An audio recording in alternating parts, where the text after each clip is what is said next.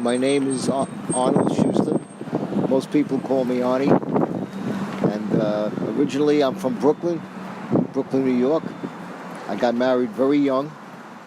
I was 22 when I got married.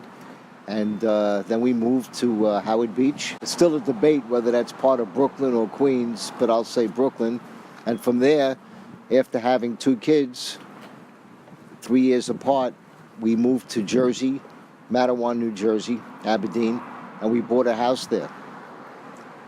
When my both sons got married, we had a big house. We decided to sell it because it was just too big to maintain. So we moved to Freehold, and that's where I currently live right now. Originally, I was in the motion picture business. I was a negative film cutter. I didn't start off as a negative film cutter, but I worked myself up and I became a negative film cutter, working on many movies that you see on cable today, on HBO and Showtime. They play them continuously.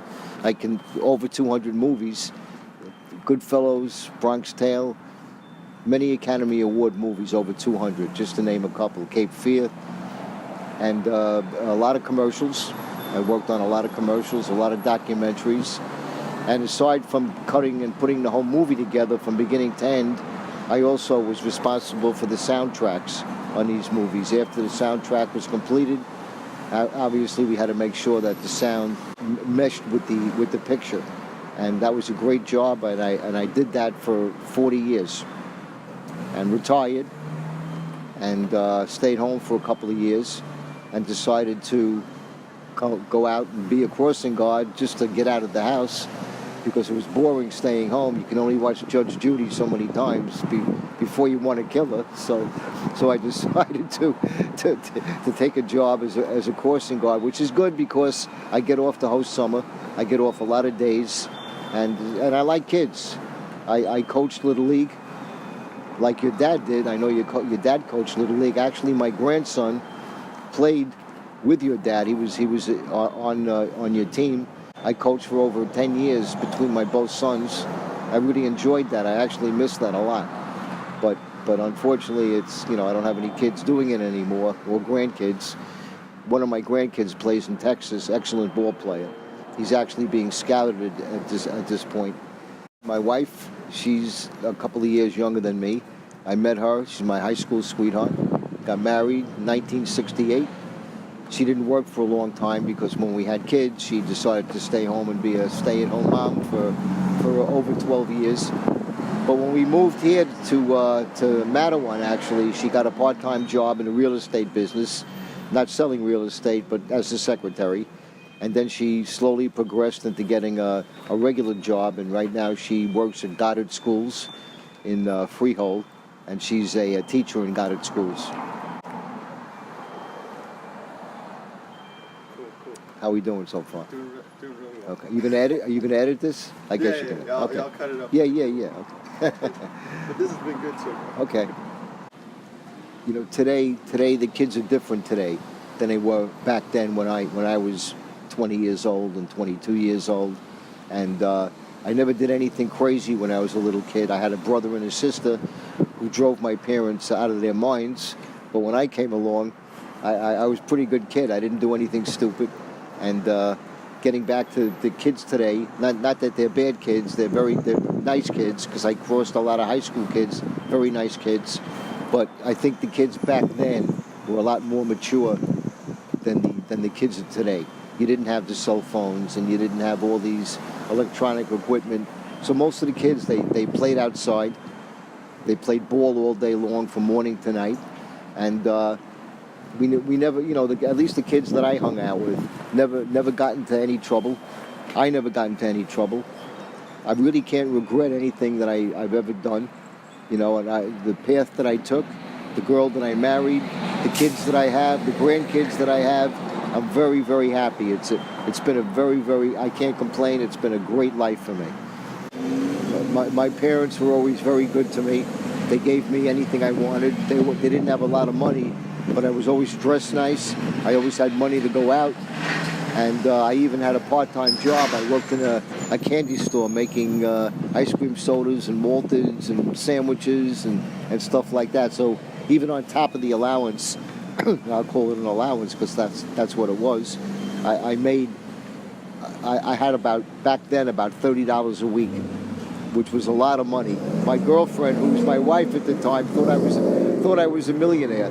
My parents, they lived in a 4-story walk-up, a 4-story tenement. It was a very nice neighborhood, very mixed, Jewish, Italian, Irish, very, very nice. Everybody got along. And I remember the rent that my father paid. He paid $56 a month rent. And compare that today, what people pay to live, or if they have to rent the place. So things have certainly changed. I guess they change. That's what it is. I guess things change for the better, and it depends. It's what kind of life you make and what kind of path you want to lead. I always told my kids, respect girls when I go out with them. I never had any problem. I never had any girls' parents knock on my door and tell me they want to kill my son. So I guess I did a pretty good job. And they're very respectful even today. They'll see me, they'll give me a kiss and a hug. Both kids, and these are boys. Usually you get that from girls, but my kids really, really love my wife and I. We've done a lot for them, and they've been good. No drugs, nothing. I never had a problem with any of my grandkids or my kids. So I have to consider myself very lucky. Like who in your life are you like thankful for? Well, let me think about that for a second. Well, I'm thankful for my wife because she's a great person, and she's very, when it comes to money or it comes to making decisions or anything like that, it's 50-50 in my family. I have one friend now who I'm friendly with 70 years. I'm 72. He's 72. We've been friends. We have pictures of each other in a baby carriage together. So we get together a lot. Our wives are good friends. A lot of people make bad and good decisions. I feel I'm 50-50 in that department. But I can't put my finger on one person who I can say really influenced me. My brother was 14 years older than me, and my sister was 20 years older than me. So I was a change-of-life baby, and my parents didn't want to see me leave the house. They didn't want me to get married. They liked my wife and all that, but they said, what do you want to leave here for? You have it made. We make you supper every night. Is she going to do that for you? I said, I hope so. About, you want to tell a story about, have you ever you ever feel you got like close to like death or like... Close to death? Yeah. No, I never felt that I did. No, I never felt, threatened in any way. I was mugged once. I can tell that story if you... You were mugged? Yeah, I would. Tell that story? I can tell that story. You don't have to. Okay. Well, it was interesting, so Yeah. I'll tell it. In New York City, back in the 80s, when gold started to go up in price, there was a lot of muggings of change. People would run by, rip off your chain, and 2 guys did that to me, and I actually chased them down the subway. That's where they went. They went down the subway, and I was so annoyed. I probably did a stupid thing because who knows, they could have had a box cutter with them or a gun, but I chased them anyway down the subway, and they disappeared. I don't know where they went. They jumped the turnstile, and there was 2 cops standing right there, and they had them up against the wall, and I said, gee, that's amazing. How did you know they took my chain? And the cop said, he took your chain? We got him for jumping the turnstile. I said, well, that's great. And he reached in his pocket, and it was a Puerto Rican guy, and he pulled out it was a Jewish star. And the cop said, is that yours? And I said, yep, that's mine. And the guy said, no, that's mine. I said, really? If you can repeat the Haftorah, you can keep it. I know.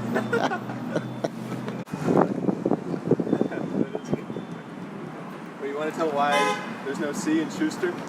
Yeah, I will. Just let me see. No problem. I have no idea who called me. But let's see. Just let me see who called me.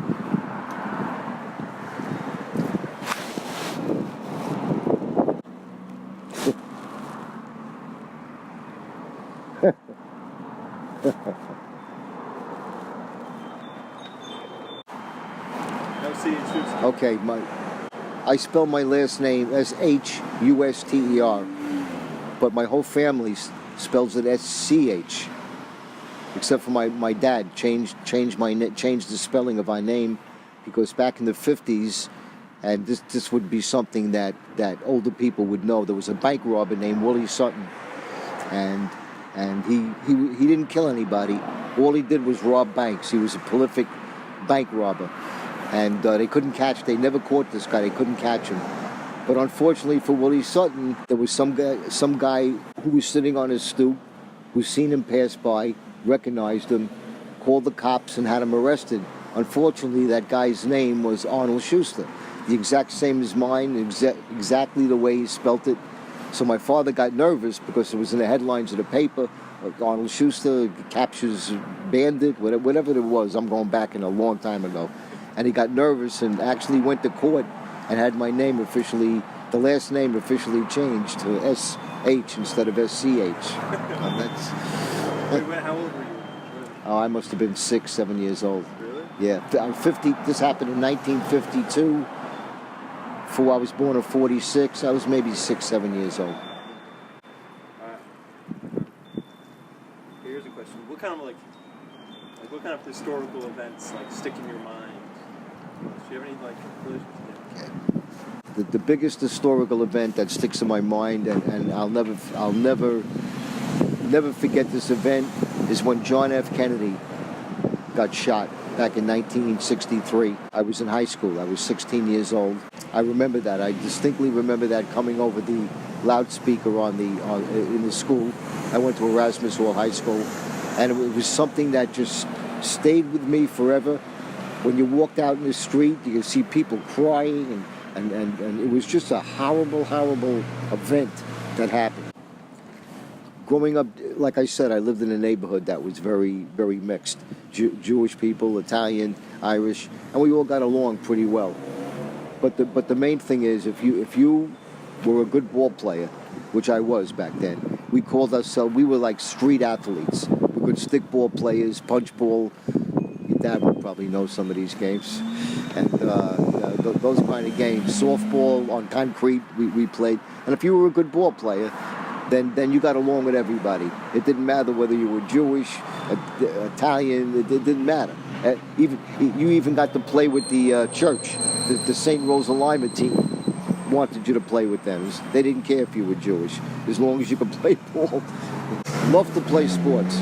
Morning to night, like I said before, you left the house at 9 in the morning, you had $1 in your pocket, you went to the schoolyard, you played until lunchtime, you came home, you had lunch, you went back out, you played, you had dinner at 5, you went out after 5 during the summer when it didn't get dark till 8, and you played more ball. And there was always kids to play with. That's one thing. You didn't have to look and find kids to play with. They were there. You know, I lived on a block where there must have been 50 kids. You know, a lot of kids, girls and boys. And sometimes we let the girls play too. If they wanted to play, we let them play also. You know, we played a lot of other games like Ring Alivio. We played. You know, we got together. We played that. I used to play Monopoly a lot with my friend. We used to go up his house, me and him and a couple of other guys, and play Monopoly, which took about 5 hours to finish that game. You know, but I had a great childhood, along with the kids that I grew up with. They had a great childhood in Brooklyn. When I moved to Mattawan, and they used to call for me. They used to knock on my door and say, "Mr. Shuster, could you come out and start a game up?" Whether it was street football or whatever it was, you know. I enjoyed kids. That's why I don't mind doing the crossing guard thing. Even though the kids are little, you can have a good time with them. They're nice. Parents are nice. Everybody's nice. How about maybe what do you learn from the film industry? And just working that job. It's kind of stuff. Not only technical, but just Well, okay. I mean, I was young when I first got into that industry. I could have went to college. I had a choice.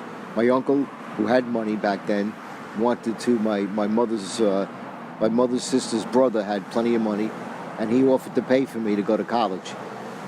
back then I don't remember if you needed those SAT scores to get in, or I don't remember what the criteria was to get into college. But I also had another uncle who said, if you want to get a job in the film industry, I can get you in the film industry. And I, weighed between two. Not that I didn't like school, but I figured let me go into the film industry. I was a young kid. I was only 20, 21 years old. But that gave me a good lesson in how to talk to people and get along with people. And that was the kind of place that if you could take a joke, because there was a lot of jokesters back then, and some of the jokes weren't too funny. But as long as you went along with the jokes, the people liked you. So I was lucky. I was smart enough to go along with the jokes, and the people liked me. I learned how to talk to people. Not like today, kids don't talk to people anymore. Everything's on the phone, and it's not good. I can't complain. Am I allowed to smoke while we're with it? All right, maybe we'll do one or two more. All right. My wife is probably wondering what happened to me. Tell her you're in a movie. Yeah, right.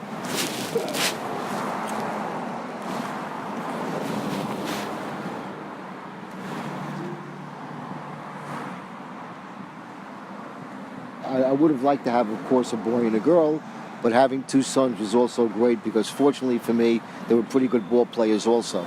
And I enjoyed going out with them. I'd come home from work as tired as I might be. As long as there was light out, they'd be waiting for me with their glove and bat. I'd take them to the schoolyard, and we'd play ball every day. And on the weekends, when they got old enough, I would coach them. And as they got a little bit older and I didn't coach them anymore, I went to every game that they ever played. I never missed a game, ever. And I'm not kidding when I say I never missed a game ever. And my two sons today, one of them is 48 and the other one is 45. And up until a few years ago, they were in a softball league, a Sunday softball league. And I came down and watched them play every Sunday. Fortunately, they were on the same team. I watched them play every Sunday. I never missed a game.